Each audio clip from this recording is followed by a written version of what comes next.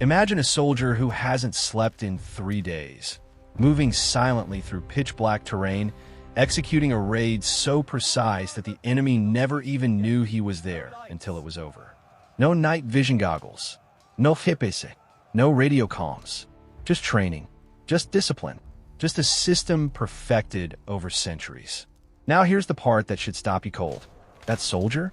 He lived 2,000 years ago, and the drills he ran every single night are still being used, almost unchanged, by the most elite special forces units on Earth today. How? Let's set the scene. It's 50 BC. You're deep inside a Roman legionary camp, a castra, somewhere on the frontier of the known world. The sun has just dropped below the horizon. Most armies of this era are settling in, lighting fires, eating, sleeping, because that's what you do at night. You rest, you recover, you wait for daylight. But not here. Here, the torches are being extinguished. Officers are moving through the rows of tents, speaking in low voices. And then, one by one, the most disciplined military force the ancient world had ever produced begins to disappear into the darkness. This wasn't random. This wasn't desperation. This was doctrine. The Romans had cracked something that most armies wouldn't understand for another 1,000 years. That nighttime isn't a pause in warfare. It's a weapon. And if you train your men to own the dark while your enemy fears it, you don't just win battles. You break minds. You win wars before the first sword is even drawn. Here's how they did it. And here's why Green Berets, Navy SEALs, and SAS operators are still following the same blueprint today. It starts with something called the vigilia system. And most people, even history buffs, have no idea how brutally effective it was. The Romans divided every night into 4 watches for vigilia. Each watch lasted roughly 3 hours. And every single soldier in the camp had a role within that system. Not just the guards on the walls, not just the officers. Every man. Think about what that means. From the moment the sun went down to the moment it rose again, there was never a point where the Roman camp was truly asleep. There was always a rotating skeleton of men who were awake, alert, and moving. And the men who were sleeping?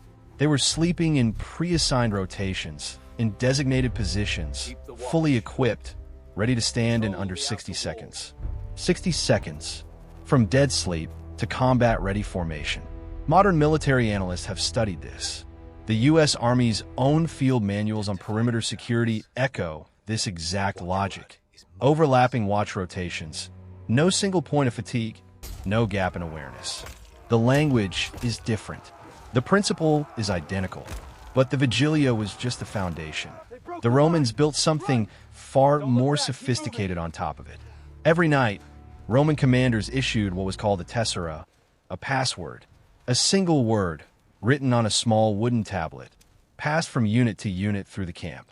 If you were moving through the camp at night and you couldn't produce the correct tessera, you were stopped. Immediately. No exceptions. This wasn't just security theater. This was psychological conditioning on a massive scale. Think about it from a soldier's perspective. Every night, you receive a new word. Every night.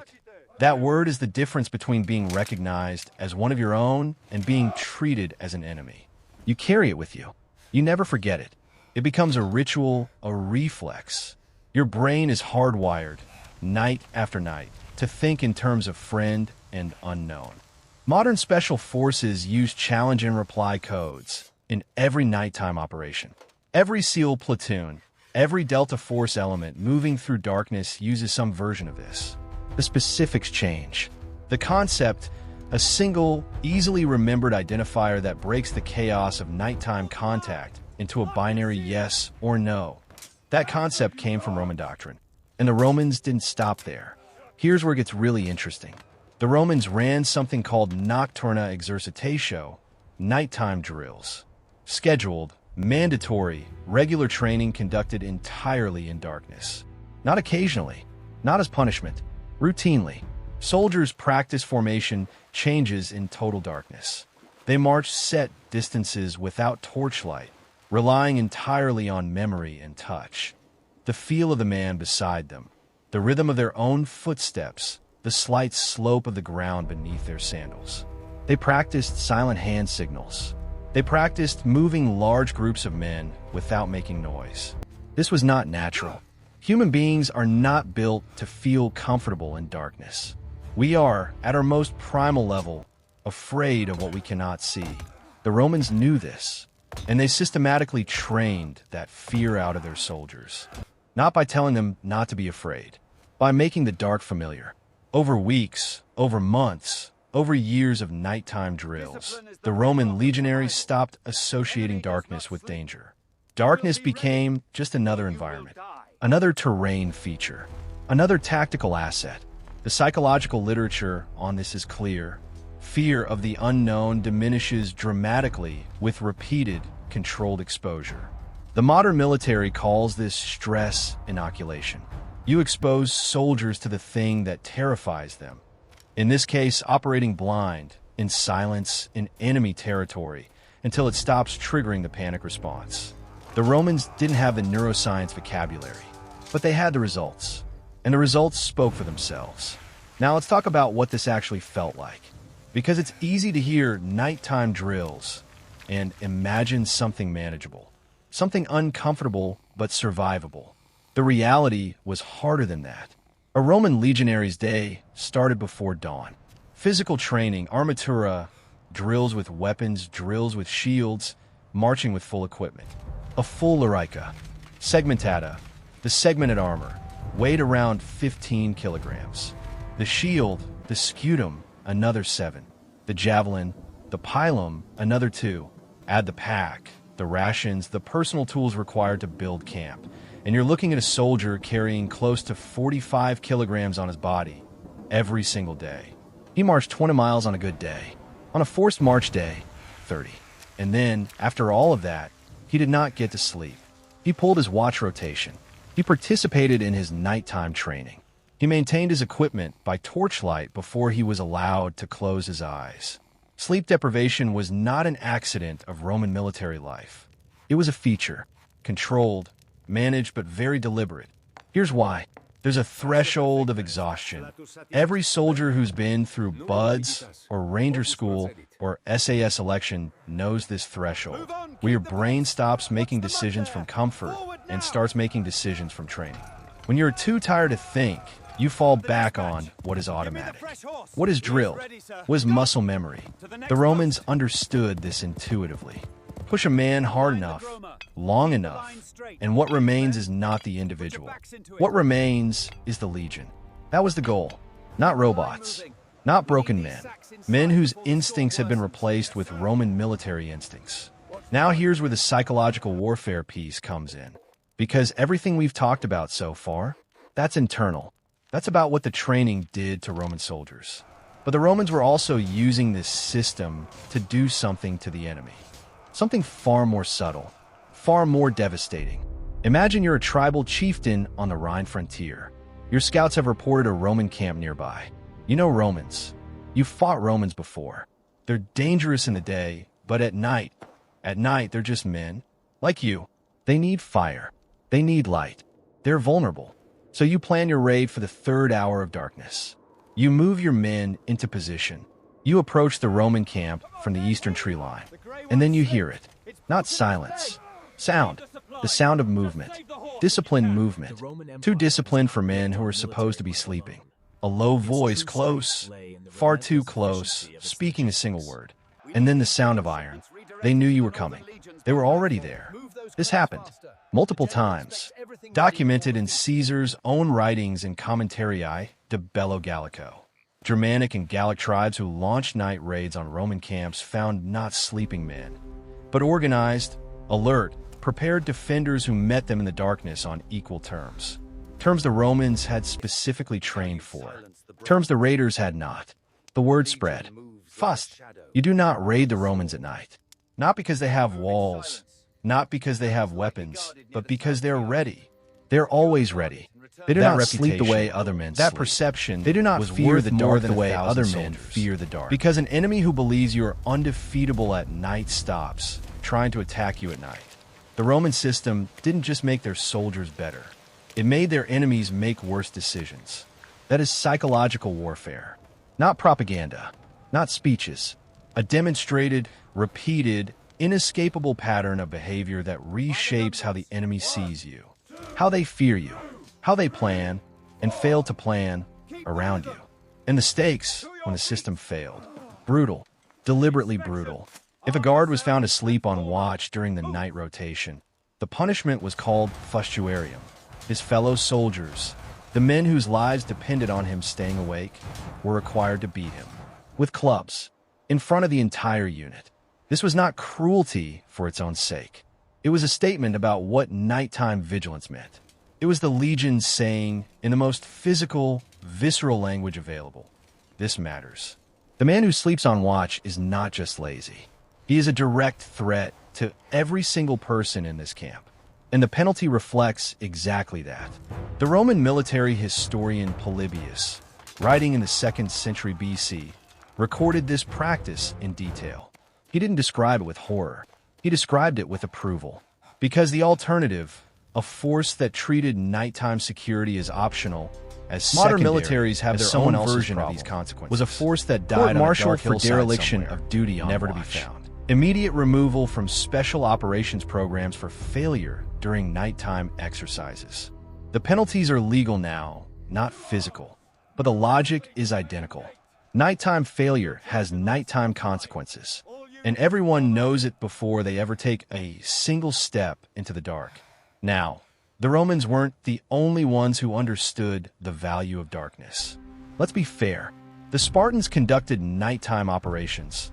The Cryptia, where young Spartan men were sent out at night to hunt Hellas slaves, as much a training exercise as a terror operation. The Persian Empire used darkness as cover for flanking movements at Thermopylae. Sun Tzu, writing in China, roughly contemporary to early Roman military doctrine, explicitly addresses nighttime warfare in the art of war. But here's what made the Roman system different. Here's what made it superior. Every other ancient military tradition treated nighttime operations as exceptional, as special circumstances, as something you did when you had a specific reason to do it.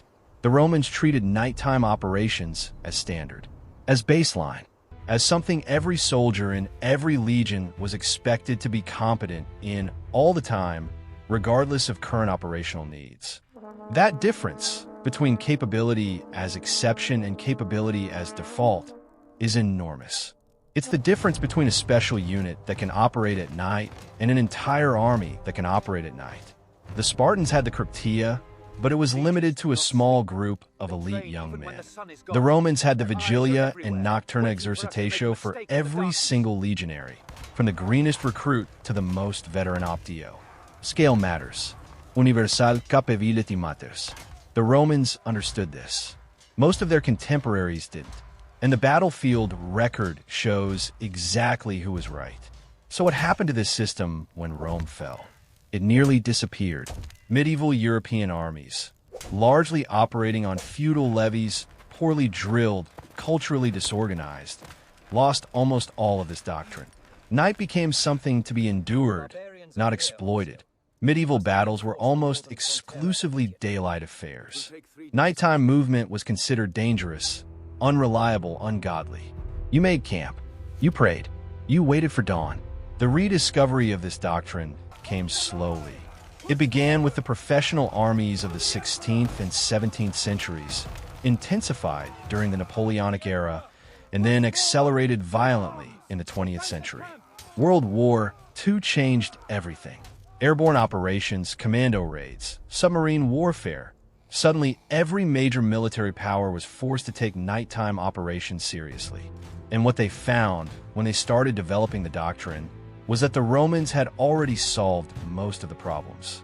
The rotation systems, the challenge codes, the stress inoculation training, the psychological conditioning, rediscovered, reinvented, and formalized in language that would have been completely recognizable to any Roman centurion. Here's the payoff. Modern Special Forces, DevGru, Delta Force, 22 SAS, the French GIGN, they don't do what they do because they have better equipment than everyone else. Night vision technology and thermal imaging are force multipliers, but they are not the foundation. The foundation is what the Romans built. The foundation is rotating watch schedules that ensure no unit is ever fully asleep. Challenge and reply codes that make nighttime recognition automatic and instantaneous. Repeated, scheduled, mandatory nighttime training that strips the fear response out of operating in darkness. And the deliberate cultivation of a reputation, a psychological signature, that makes enemies hesitate, doubt, and make fatal errors before a single shot is fired. This was not random. This was not tribal. This was not intuitive. This was a system, engineered, refined, tested against real enemies in real conditions over hundreds of years. A system so well designed that when the most advanced militaries on Earth sat down to figure out how to train human beings to own the night, they arrived independently at the same answers, the same rotations, the same codes, the same conditioning philosophy. The Roman legionary and the Navy SEAL operator are separated by 2 millennia of history, by language, by culture, by technology that the Roman could not have imagined in his most fevered dream. But stand them both in the same darkness and watch how they move. Watch how they listen. Watch how they communicate without speaking and navigate without light, and meet the unknown without flinching. And you'll see the same soldier, the same system, the same truth. Darkness isn't something you survive. It's something you own. Here's what I want you to think about. The Romans built this system in an era without written military psychology, without neuroscience, without any of the frameworks we now use to understand why it works. They built it purely by watching what worked and what got men killed. By iteration, by consequence. What else did they figure out? Through sheer trial, error, and blood that we're only now beginning to understand the science behind. Because if a civilization that fell 1,500 years ago could accidentally pioneer modern special forces doctrine, what else are we rediscovering? Drop your answer in the comments. I genuinely want to know what you think. And if this got your mind moving, my next video goes even deeper into the Roman decimatio, the most terrifying unit punishment ever designed, and the controversial argument that it actually improved battlefield performance. That one will change how you think about fear, groups, and survival. See you there.